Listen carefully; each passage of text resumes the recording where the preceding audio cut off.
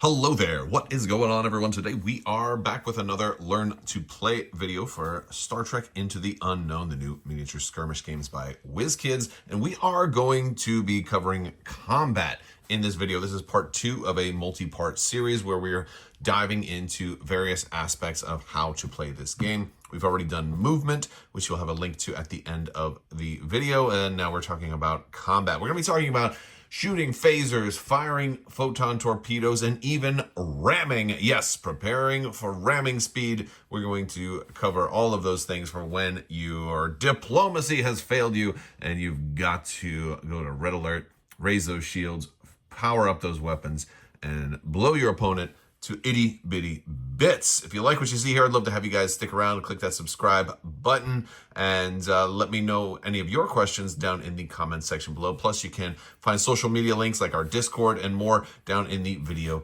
description below. Let's go ahead and dive right in. So there's a couple of things I want to talk about when it comes to firing weapons. We're going to start with phasers because phasers are one of the more complicated things because they deal with arcs. Now, arcs might be self-explanatory to some, but not necessarily towards all. So as we look at the base here, and I'm going to remove the ship from the base, we do have a lot of important lines here. We have the center line dividing the front half from the back half. We also have this forward and backwards line, which kind of split up our 4 quadrants, but we also have arcs as well in the front and back. And those are going to be important when we reference the weapons profiles. So when we look at a Constellation class, which is a pretty standard, not necessarily a warship, but does have some basic weaponry, we're going to see that there are different phaser emitters and photon torpedo tubes. And we also have some different arcs. So this one has 3 phaser emitters. It's got a front left, a front right, and a rear arc. So in this case, the rear arc would use this rear printed arc, whereas the front can go from anywhere from the half to the center and then the half to the center. And those are 3 different phaser banks that it has. So that's where we're going to be measuring arc from when we measure arc. And just to highlight some differences, for example, the Defiant has some different types of phaser banks. For example, they also have 3 phaser emitters. One of them uses the entire front, so it's a very wide arced phaser beam. The other one uses the entire back, so it's a very wide arced phaser beam in the back. And they have another one that is a complete 360. So we're going to be seeing a lot of different symbols like this as we look at different arcs when we're looking at our weapons. The other thing we're going to want to notice is our weapons power, which is going to be this yellow orangey symbol here with the photon torpedo, or which looks like a little tadpole here on there. Now, if our weapons power is 0, good luck attacking, we're not going to be able to do that. So one of the things we're going to want to do before we get ready to actually attack is use the call alert command. Usually that's going to be done by your captain in the captain's chair. If it's done with a priority order, you'll be able to adjust your alert dial twice. But if you do it as a standby order, which is a great candidate for standby order because it does not have a power requirement, so you won't have to spend any of your reserve power just to change your alert status if you do it as a standby order. Then you can always just adjust that by 1. As we start to go up to green alert and get into yellow alert, our shields values increase. This is going to be our forward and aft shields. We're going to reference those later on. But our weapon power is going to start to increase. We're going to be able to fire some limited phaser beams as we get up there. But once we get into red alert, now we've got a lot of weapons power. And maxing out at 4 on the Constellation class, although different ships will have different weapon profiles, and but this is, for example, our highest. So call alert is going to be one of those things that we'll often want to consider doing before getting into combat. Another thing is the sensor lock command that is down here at instruments. Sensor lock is going to be important for a couple of things. It plays a function in torpedoes, but it also, if we have a sensor lock on a ship that we are attacking, it will allow us to reroll 2 dice. So sensor lock is something you may want to consider, but we'll do the rest of this tutorial without it because it isn't required. It is just a nice bonus. So let's say, for example, we did want to start shooting. Maybe our Jem'Hadar fighter wants to start attacking the Enterprise for whatever reason. Of course, or no other reason than it's simply fun to start shooting. There are going to be some things to consider. For example, your directive that deals with combat. So just for a quick reminder, whoever attacks first usually is going to suffer some negative victory points. So if I were to attack the Federation, I would have to consult my directive here and notice that all of a sudden I'm going to score -2 victory points, but there are some other things to consider it. I could potentially hail if I'm trailing behind, and then declare war formally, which wouldn't necessarily get me those points. But of course, the Federations is going to be a little bit different, and other factions as they come out will have their own approaches to this. But it's important to consider your directives before you attack, and if it's worth attacking and taking that negative victory point hit, or if there's another way you can get into a position where you can attack without taking negative victory points. So we're going to jump into actually how to shoot. In this case, let's just say this Constellation class has come in to protect its Enterprise friend, and we are going to do some shooting. Let's start off with phasers, and we'll basically talk about how we do that. So we're going to assume that this ship is at red alert, and we're going to consult our weapons profile. Of course, we will need an officer at tactical.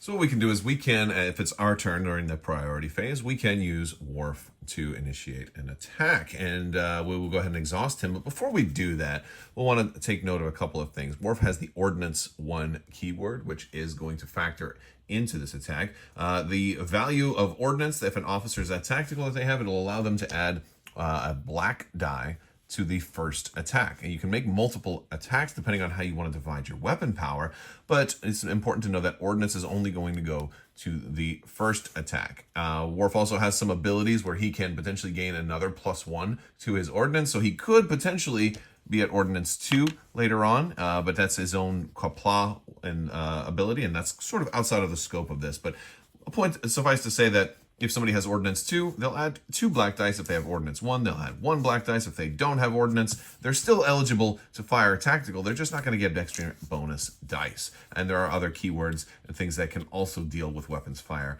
which you can learn for yourself in the rulebook and as you discover more officers for this game. But we'll go ahead and exhaust Worf to conduct a fire weapons action. And it says you can perform 1 or more attacks plus Ordnance to the first attack as a reminder only. So we're going to consult our weapons power here, which is 4. This means we have 4 power. Now, we want to fire phasers. We can put up to 1 to 3 weapons power in our phaser banks. Now, also, we have to notice that this is a 6-inch range on our phasers. So we're going to have to make sure that the enemy is within 6 inches anytime they want to be eligible for one of these 3 shots. So let's go ahead and measure those. So what we're going to do here is we're going to go to this ship. Now, we do have a front left and a front right phaser, and we are definitely within 6 inches, so that's not a problem. Now, from our front left phaser, we definitely have him both in arc, which would extend from here to all the way up to the center line, and he's definitely there. But our front right phaser, we actually do just barely have him, and we can only hit his front section. It's important to take note of the section of the ship that you can hit, whether it's the front or the back, or the fore or the aft, as the game will call it, because that does weigh into the damage cards when they come out, if you are able to inflict a damage card as well. Now, for our third phaser arc, which is in the rear, we don't have, obviously, anybody in that rear arc right now, although if we did, that would also be an option. So in this case, since I'm at 4 weapons power, I can spend up to 4 reserve energy also to power up this attack. So what I would do in that case is I would come up here and I'd spend however much I wanted, up to 4. In this case, I'll just spend 2. So I'll go from 7 down to 5. So that gives me 4 weapons power plus 2 reserve energy for a total of 6 weapons power to be able to power up into this attack. Reserve energy is very good for that, but remember, you don't want to spend too much because that is also what will power shields, which are going to come into effect here very soon. Now, in this game, typically a strong attack is nice against a small maneuverable ship, but it's also nice to have multiple attacks. Repeated fire tends to work very well. So I don't want to throw everything into one attack, and well, I could only throw up to 3 weapons power into my first attack anyway. So what I will do is I will throw 3 weapons power into my first attack, which will give me 3 blue dice, and then I will also add a black die from Worf, and that his Ordnance 1, which only gets added to my first attack. And we'll go ahead and roll these dice. So in this case, the result was 1 blank, 1 success, a discovery result on the black die, and the breakthrough success on our blue die. Now, the big difference between the blue dice and the black dice is the blue dice do have 8 sides versus 6. The blue dice also have the chance for a double, which is pretty nice, although it's only a 1 in 8 chance. whereas the black die has this discovery result, which can transform into any other side. So if you wanted to have another breakthrough success, or if you wanted to turn it to a regular hit, or an analysis result, which can sometimes power special abilities like Pierce, which we will see here shortly. It is useful for that too. However, if you don't spend it and leave it exactly as a discovery result, you will get an inspiration, which is a pretty nice little thing. And those are little plus tokens that allow you to reroll in the future whenever you might need them, so you can spend those for that. So that's a nice little bonus for those. But in this case, we'll go ahead and turn that to a breakthrough success, and that gives us three hits in total. Now, a breakthrough success does count as a normal hit, but it can also do some other interesting things as it applies to combat. In this case, it can potentially deal a damage card. Think of it as sort of like a critical hit. Damage cards are very, very nasty, range from panels exploding to warp core breaches and all kinds of stuff like that. So if we consult the Jem'Hadar fighters' stats here, right in the center of their board, we're going to see some fixed stats. This is their maximum warp, and then we also have their resilience in the middle and their evasion. And we're going to consult both of those. So evasion is the number of hits we would have to meet or exceed that in order for the hit to actually count as a hit. So if we only had a single hit result, then the idea is that this ship is nimble and it would have just dodged that shot completely. So we need at least 2 or more hits total in order to even have the hit register as a hit. Secondly is the resilience, and now this one did apply to our breakthrough successes, and that's one of the reasons we decided to turn that from a discovery to a breakthrough success, because if we have that many breakthrough successes, we can deal a straight up damage card to the ship, which is a very interesting thing. Let's go ahead and take a look at some of those damage cards. So we have a deck for every ship is going to have a small deck of cards, but a couple of interesting things on those. For one, they're going to say which section they go in. So in this case, there would be a damage card that would go in the cargo section. That would make it more difficult for you to be able to do things in that section. Additionally, it's going to say whether or not it's a fore or aft. In this case, this is one that can apply to both. So since we were attacking the fore, that is listed on the card. If I were attacking the aft, for example, and I got a 4 damage card, then I would keep going. I would put it back and pull again until I got the correct damage card. So that's the section is important on that. But you're also these are typically going to do something negative for the ship, and usually have some kind of way of getting rid of the card as well. Basically, think of there's some kind of fire or something broke on board the ship, and now you have to have guys redirect to run over there and try to fix it. In this case, it's a mechanics test to try to reset it and get it working again. In this case, we'll assume the Jem'Hadar ship was at yellow alert, and in this case, it had 3 shields in the front and only 1 shield in the back. Since we were attacking the front, that means 3 damage can be assigned to shields, which will get paid for out of reserve power, which does give them less power to power their own actions. So if they wanted to return fire, they would have to think very carefully on spending the last of their reserve power and not having any additional shields remaining. So it's very important. However, if we were to attack in the rear, only one of those would have been able to be assigned to shields, and the other 2 damage would have been assigned to hull. If that were the case, we would consult the hull dial here and start to turn that down 1 for 1 damage and then 2 for another damage. When we see this symbol, that's going to mean we assign another damage card as a result of that attack. If we were to take more damage from the attack, we would go until the color value changed. And once we change color values, we stop taking damage, regardless of how many more damage were assigned to that attack, which is one reason why multiple attacks tends to work better than one very, very large attack. So in this case, we just spent 3 weapons power. We have 5 total. So I'm going to spend 1 more weapons power on another shot from my other front phaser, which we already determined was in arc. And in that case, I do roll a hit, and it is counted as a miss because the evasion on the Jem'Hadar ship is 2.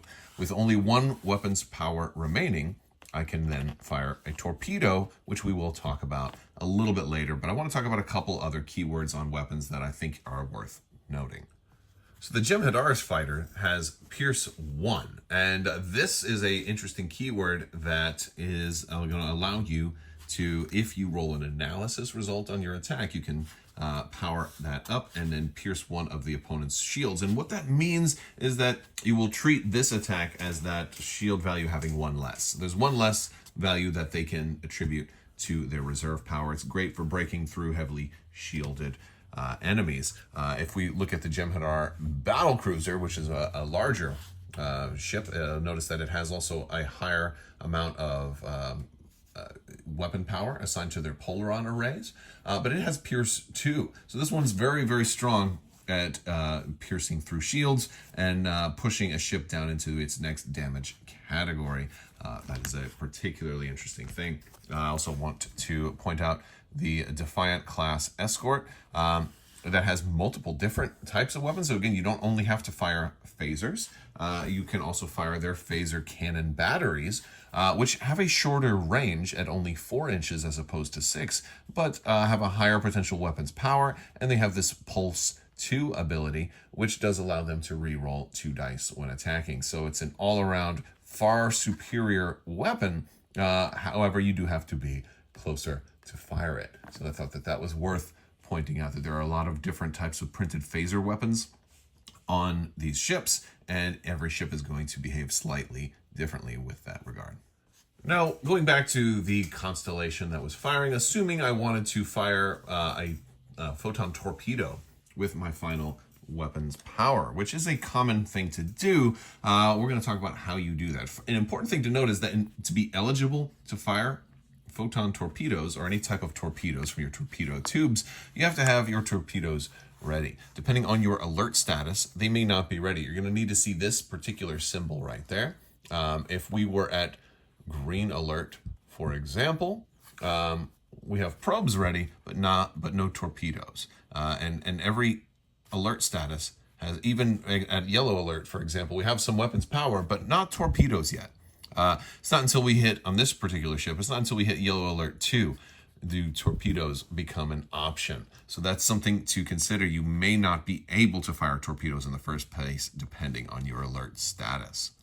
Now, to fire torpedoes, we're going to use the same tool we use for maneuvering and turning, but we're going to lock this into our front or aft section. If we were going to fire aft also, you certainly can also fire aft torpedoes.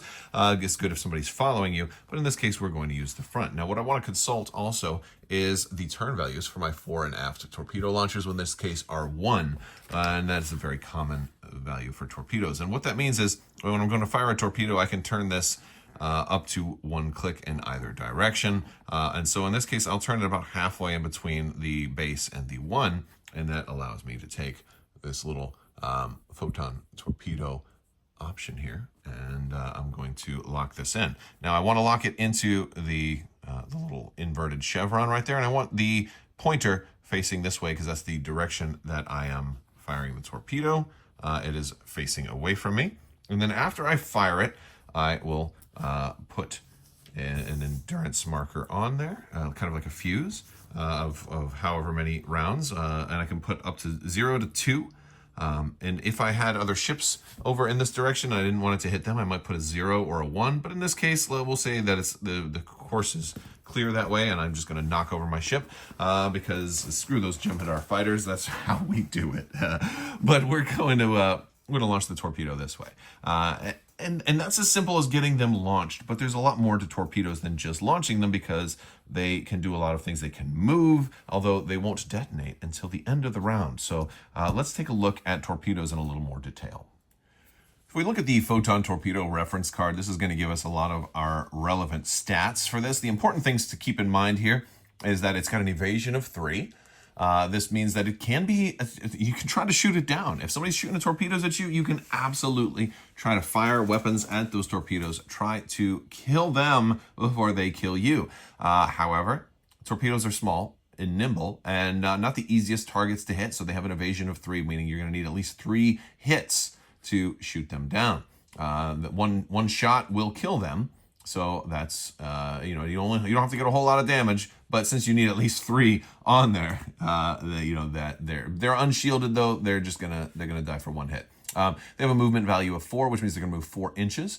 They have a sensor's range of 4 inches as well. That is going to be important if somebody is sensor locked that you're firing torpedoes towards. When it comes time for them to move, if they're within sensor range of a sensor locked enemy, they can then move using the front parts of the hex instead of the side parts of the hex. We'll demonstrate that here momentarily. They have an endurance of 0 to 2, so we put the 2 fuse on there. We could have put a 1 fuse on there. And they have other keywords like detonation, saying that they will blow up. Guided, that talks about how they can move towards somebody that has sensor range. And then inertia, they must move. They can't just opt to stand still.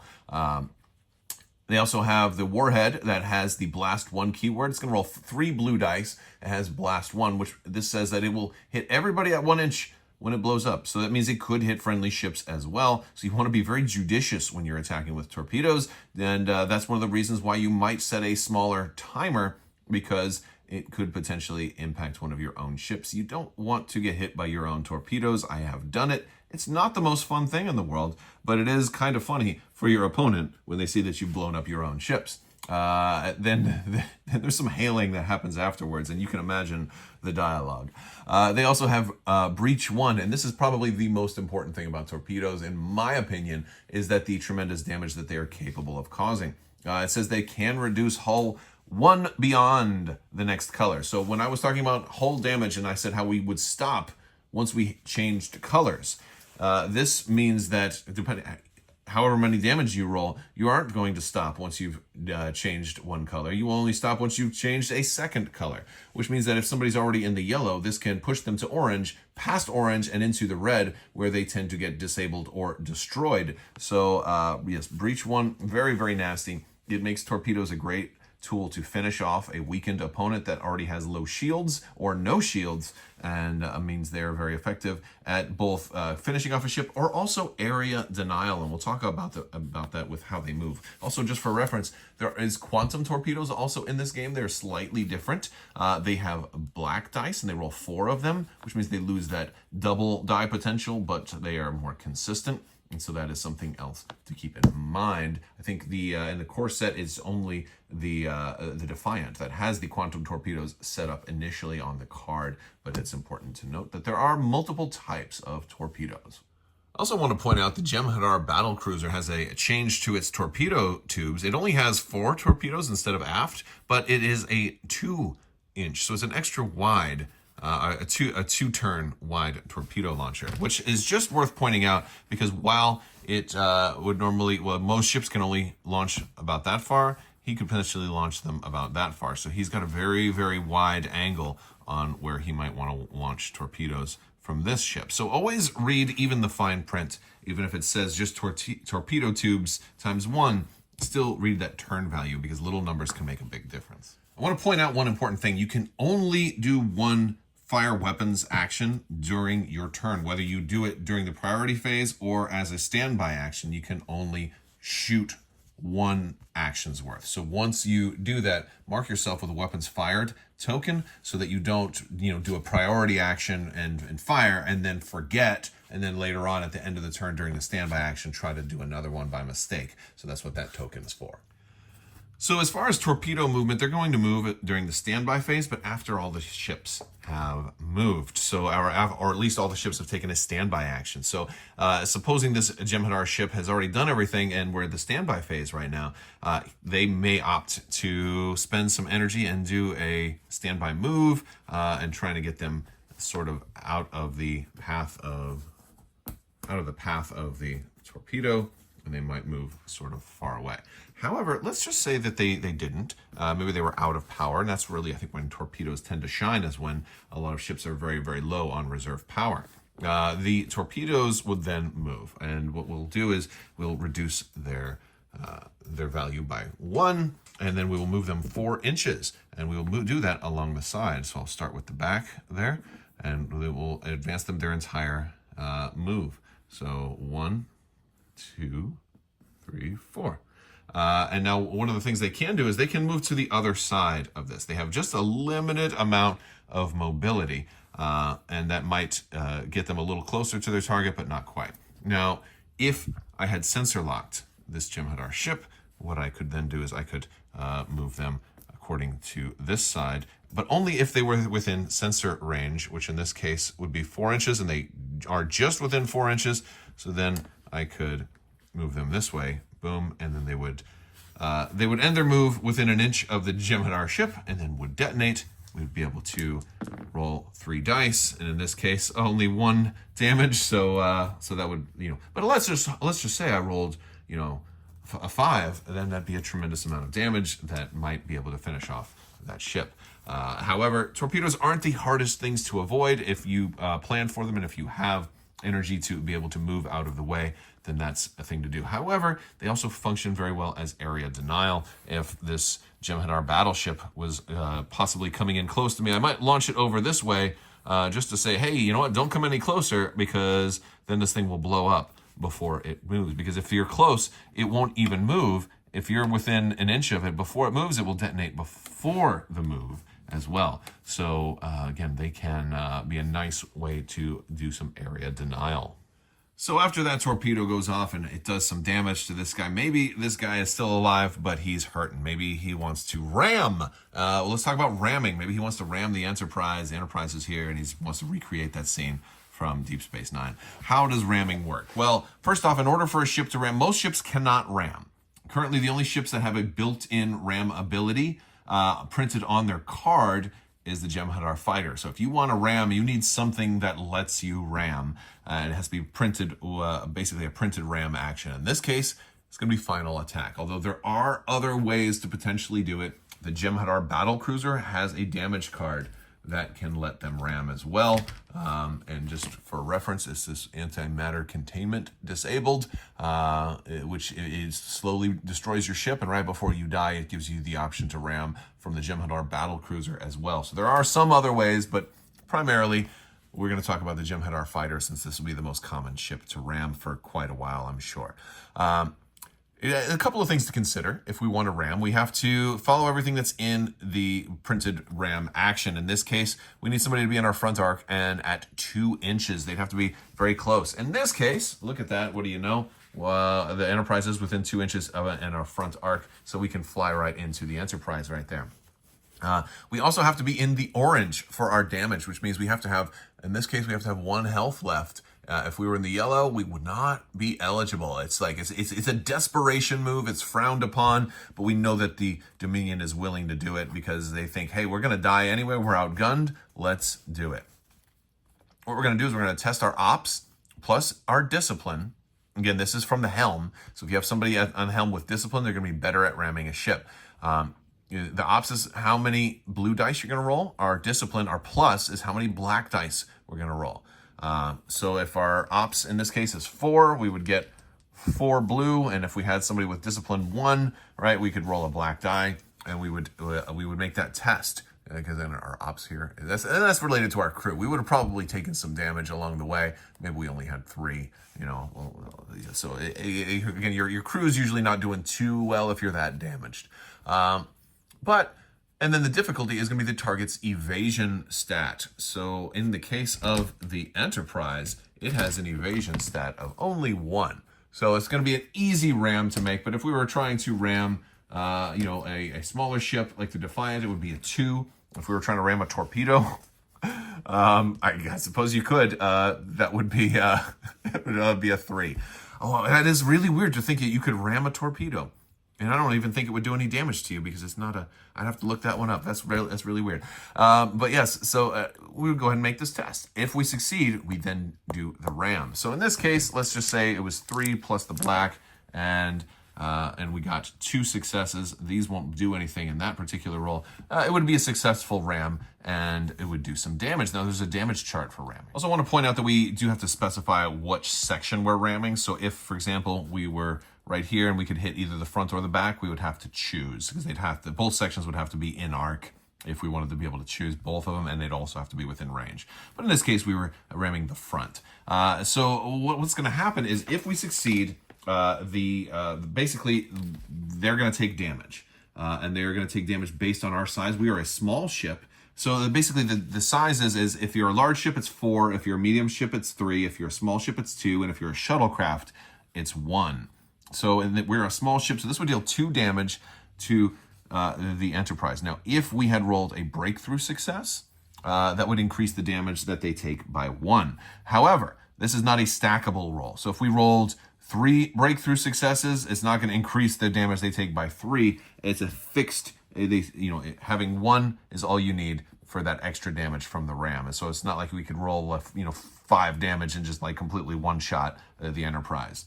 So it's only 1 extra damage, but that's still really great to have a breakthrough success in this case, because an extra damage to them is very, very good. Also, I'm going to take damage based on the size of whoever I rammed. So if I rammed another large ship, I'd take 4 damage. Now, granted, since this guy has already got to be at 1 health left, he is probably going to die no matter what. The only exception would be if I happen to ram a shuttlecraft. I would only take 1 damage, and in that case, that would put me to disabled, but not destroyed, whereas that would be destroyed. But even if I rammed like the Defiant or another small ship, I would still die that way. So in the case of ramming a shuttlecraft, you could actually still survive that.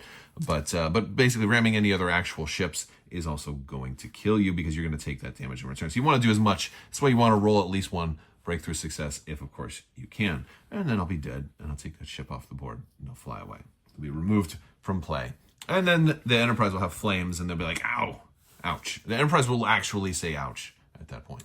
All right, so that's been a quick look at combat. Hopefully I answered most of what you needed to know. If I didn't, feel free to leave me a question down in the comment section. We also have a winner to announce today for the 12 Days of Life Day. Today's winner is going to win a $25 Amazon gift card, so they can get a game or gaming expansion of their choice, or put that towards maybe a stocking stuffer for yourself this year. And today's winner is going to be Chief81. Congratulations, Chief. I'm assuming that's Chief and not Chief 3. Thank you so much for playing. If you did not win today, don't worry. There's plenty more opportunities to win the 12 Days of Life Day. We're doing giveaways all this month. You just have to be a subscriber and leave a comment on this or one of my videos. It's as simple as that. Hopefully you guys all enjoyed this. There's a fantastic community in our Discord if you want to join and keep the talk of the game going, and ask questions and keep the conversation moving along, and share photos and stories of your own awesome gaming moments. Hopefully you guys are having a wonderful holiday season, and I want to thank you all so much for watching. May the Force be with you. Live long and prosper. Be excellent to each other. Party on, dudes. So say we all. The spice must flow. You can't take the sky from me. And always wash your socks. See ya.